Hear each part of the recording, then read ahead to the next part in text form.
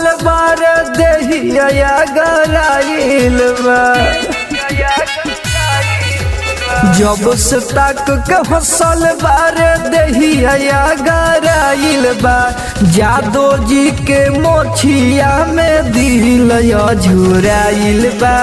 जादो जी के मोछिया में दिल झुराइल बा।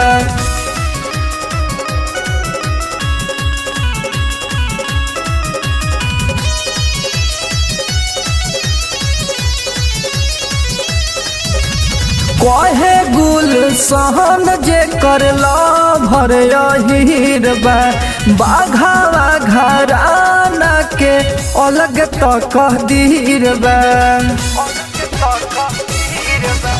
कहे गुलशन जे करला भर हीर बा। बाघावा घराना के अलग तकदीर बा। सखी मुरारी के बनेला प्यारी तोर सखी छहरी आइल बा।